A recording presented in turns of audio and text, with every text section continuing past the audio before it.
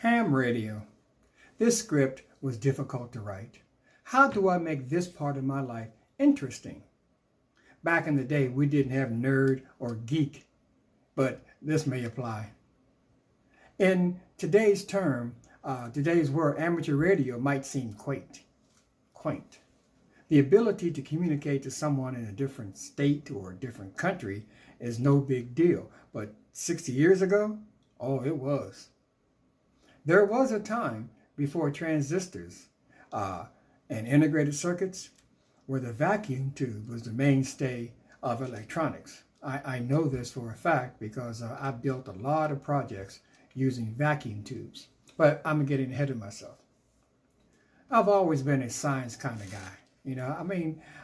At between 10 and 13, I was into all kinds of stuff. Going into the woods, collecting butterflies, toads, frogs, you name it. I was into it. And at that time, I absolutely loved chemistry. I detail on this website how my mother early on bought me chemistry sets. All of this I would bring up with a buddy of mine, Howard Davis, who has since passed on. We would get into all these conversations about science and the whole nine yards, space.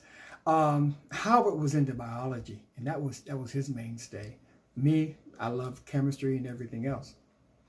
One day, he says, "Hey, Ron," he had a buddy who was into radio, and he's going to take me over there and introduce me to him.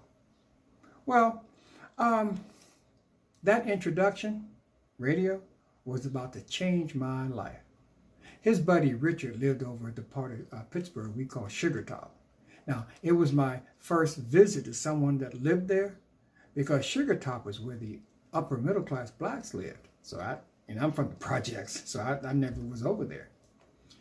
We went to Richard's house, and going down the steps into his basement, you could hear the Morse code, from his receiver. Dal-da-dal-dit, did-it-dal-da-dal. So, I was fascinated because this was the first time that I heard Morse code outside of the movies. Richard gave us a tour of his shack, and that's what amateur radio people call where your equipment is. You call it a shack, your radio shack. And so he gave us a tour of his shack, showed us all his equipment, his transmitters, receivers, and all the whole nine yards. I was fascinated, okay? Sitting there at his desk, he had the opportunity to talk to the world. He absolutely could talk to the world. And he showed me his QSL cards. Now, a QSL card is when you make contact as an amateur radio operator with another one, and it's your first contact, you all exchange QSL cards. That verifies that the connection was made, all right? So he showed me his QSL cards from all over the country, and he had a couple of them from outside the country. As I recall, one was Canada and one was Puerto Rico. Now, I was astounded. Now, remember, up until this time, the furthest I've been outside of Pittsburgh was 30 miles. And that was to my summer camp, James Weldon Johnson. So to see a person who's talked to everybody, who has talked to people in different states and in the whole nine yards, I was amazed. Now, Richard was proficient in Morse code, using the straight key or using a bug. Didn't matter. He could do it he could copy it and transmit at over 20 words a minute. So he was pretty good at that. While we were there, Richard put out a CQ. Now, a CQ is a general call to all stations on the air. What happens is you put a CQ out, and if someone is listening and they hear your CQ and they wish to respond, then they respond, okay? And then you all make a connection. And then if it's your first connection, more than likely you exchange QSL cards. So he put out a CQ, and he didn't get anybody, but just the idea that he might, that was exciting. Also, Richard had a microphone. He could send out a CQ over the air using voice as well. He didn't do it that night, but he could. I think we stayed there for about an hour because it was late. It was stayed about an hour. then Richard, he invited me back. Said, hey, Ron, Ronnie, you can come back anytime. That was a mistake. I came back the next day and days after that. I asked him so many questions about this, about that, how this worked, what was this and all that. And he dutifully answered in the whole 9 yards. But he said the best way to get knowledge of this hobby, and that's what amateur radio is a hobby, for him to introduce me to other guys in the neighborhood who were also hams. Okay? So, first he took me to Stanley Carroll's house. Now, Stanley would be considered the godfather of, because he was the oldest, and he was in, as an amateur radio operator, the longest. So he was like the godfather, and we always kind of met at his house. And then there was Ray, and then there was Al. So, and they all lived within the same block of one another, all these hams. Now, all of them, except Richard, had families. And Stanley Carroll, he had a son and a daughter who later on we would go to the same high school. So I would find any excuse to make it over to Stanley's house, all right, with or without Richard. Because I was fascinated by the way he home built transmitters and receivers and variable oscillators and all of that. Just fascinating. And plus, he would get on the air, and I would sit there and listen to him. He used mostly voice. He didn't use much CQ. And I was just fascinated listening and watching how this whole thing worked. Well, one day, in the middle of all of this, the group says, okay, Ronnie Thomas, yeah, you're going to have to get in the game. You are going to have to get a license.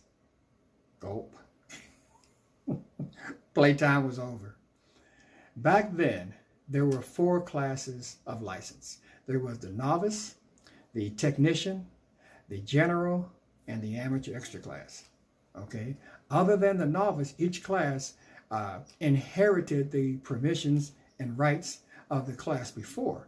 So novice being the first one, then the next one is the technician class. So a technician could do everything the novice did, plus more radio frequencies, other technical things they could do.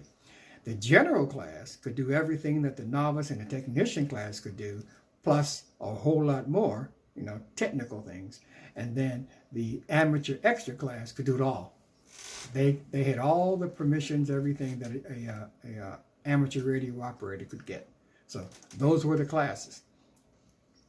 So Richard, Richard, Stanley, and Ray, they were all general class. Al was a technician class. Okay, so I would start off as a novice. So what I did, like I do with anything else, I went to the library. I go to the library and I get a couple of books, and they'll teach me the characters, what an A is, what a B, a C, A to dog, B dog, C dog, to dog. Once I know what the character is, okay, I memorized that. Then I went to Radio Shack. Radio Shack sold these LPs, 33 and a third LPs, and when you played it, you could hear the code. You could hear the dog did it, dog did. So you could hear the code, then you would practice in writing those 5-letter groups. After a while, I got pretty comfortable. So what I would do, I would take that 33 and a third LP, and I would crank it up and play it as a 45, just faster, and I would copy. So I felt pretty good. I was going along good. Now, to get a license to be a ham, amateur radio operator, is 2 parts. One is the code, and the second part is theory. You have to learn radio theory, okay? So theory is just science. So I got that. I can do that. The code, now since with a courtesy of the LP, I'm moving along there. So when I felt comfortable enough, I sent away to the FCC for the exam. They sent it to Al. Al was going to give me the test. Any ham can get, the higher grade can give a lower grade the test. So Al was a technician, so he would give me the novice test. All right, he got it. I called me. I went over there, took the test, mailed it off. In about a month, got my license. I am a amateur radio operator, novice class. Yeah, I don't know why I got excited about that. that those guys were not impressed. It's okay, yeah, you get your novice class. When are you going to test up? I said, well, let me just enjoy this first. Let me get a shack. Let me get on the air and do all those things that hams do. And that's what I did. I went and tore up old TVs and cut out the resistors and the capacitors and all that stuff. I went down to the surplus store and bought Army, Navy surplus stuff, and built equipment and got on the air and contacted people around the country. I really think as a novice, the furthest I contacted was Texas. Okay, so I'm quite sure it was K5, Texas. That was the furthest I contacted.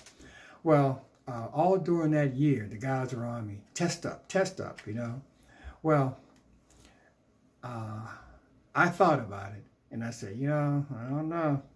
So to be a general like them, that takes 15 words a minute. I'm sorry, that takes 13 words a minute, the copying. I'm at 5, And it's the theory, to be a technician is higher than a novice, okay? But again, theory is just science, so I can always get that. So I said, that's what I'm going to do. I'm going to go get my technician class license, all right? So that's what I did. Kept my code speed up. That was good. Studied the theory, sent away to the SCC, and since it was a technician, another technician could give me the test, so Al gave me that test as well. So he sent the test, I sent off with the test, he got it, calls me over, I take the test, send it off, month later, 2 months later, whatever, got my ticket. I am a technician, ham radio operator, chest all swole up and everything. With the technician class, you have more frequencies and more power that you can use. So I was even into that.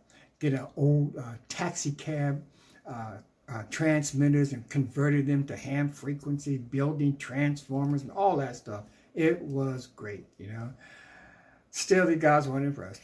They told me, they said, you got to become a general. You can hang with us, Okay. I told them, hey guys, look, it's that 13 words a minute. I don't know if I can do that. The guy said, well, don't worry about it. They knew a guy who worked at Conley Vocational School. He was an instructor, and he was also a ham. And he could teach me to copy at 13 words a minute. All right? So, okay. So I went over to his house. His name was Devereaux. Now, I lived in Robinson Court, the top of the hill, and Devereaux lived right below me in Burroughs. So down there was Burroughs Court. So I went over there and met him and his family. He was a general class ham. His wife was a general class ham. His 2 sons were general class hams. The whole family was generals. I was impressed. So at least I knew it could be done. All right. What he had was a tape machine, a little tape machine with a set of headphones, and the tape was perforated. So when he played it, it would did it, and that's how you copy the code. And since it was variable, he could make it go slower or faster, and he'll get me up to 13 words a minute. All right. So now for the general class and the amateur extra class, well, the FCC sends out an examiner to your city. Now that examiner will come 3 times a year. Okay?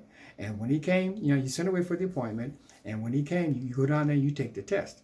If you miss that, then you have to wait 4 months until the next window. All right?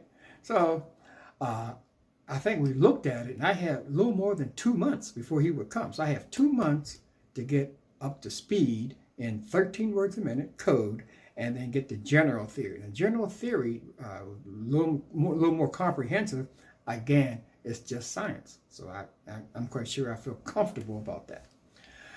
Okay, now it was agreed I would go over to Devereaux's house after school, and 2, 3, 4 times a week, and he would put me on the machine. Well, I did that. And I'm telling you, all during that process, I didn't feel myself getting any better. I was always under some kind of stress because I would make mistakes and I just didn't feel comfortable writing that code down, and I would do it all the time. I just didn't feel myself getting any better. But Deborah kept, he kept being positive. He said, don't worry about it. You stay on it. You should be okay. Oh, okay.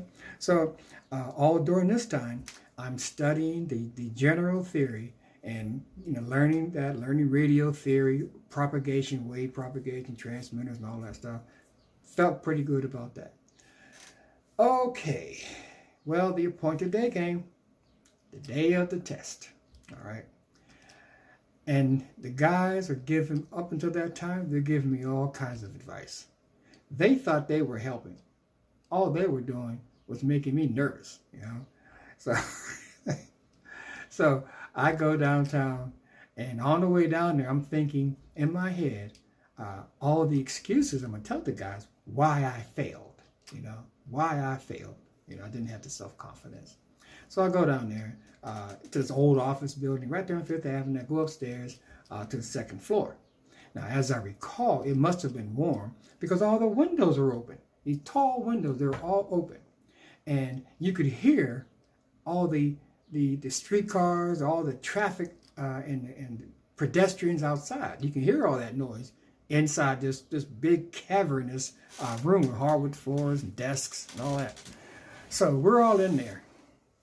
And the examiner says, okay, he explained that you take your code test first, all right? And predicated, if you pass that, then they'll take you and put you on to theory. Okay. And, well, I sat down at the desk and pulled out my pencils, Now, I had a whole bunch of pencils because the guys told me to carry extra pencils. Because if you're copying the code and you press down and break that pencil, then that's it, you're done, So I made sure I had plenty of pencils. The examiner started the machine. And I felt, what? I thought I was in the wrong room or something. I'm looking around, and people are writing, and the code sounded slow. It just sounded slow. And I'm going, wow. So I started writing. I start copying down the code, Didn't sound like 13 words a minute. I know what 13 words sounded like, but it sure sounded slow. Well, what I didn't know was when I'm down at DeVoe's house studying on the machine, when he came in the room to look at me, he would lean over and incrementally crank up the machine a little bit. So I was always on the edge, copying that code. So I probably was copying way more than 13 words a minute. Okay. So when test is over, right? Put the pencils down, and then he called us up. And once we got in line, I'm looking down there, and I could see, So what it looked like the deal was, he had a template or something, and he placed it on it. And then he would look up, and if he shook his head, then that person would leave. If he pointed to a seat, then that person would sit down. So I got, okay, shake head, fail, point, passed, So inch up, right? Comes my turn, I get the paper, and I'm looking around, look down. He didn't say a word, he just said, I went over there and sat down. Now I'm looking around in this room. I'm the only brother, and I'm the only black kid in there. And I mean a kid. I'm 13 years old. And I'm going, okay, all right. So now we're going to start the theory. Okay, now I felt pretty good about the theory, but you never know. You never know. So, and it's multiple guesses. All right? So I went through it, check, read it, check. Yeah, okay, done. I looked around, and people were still checking and looking.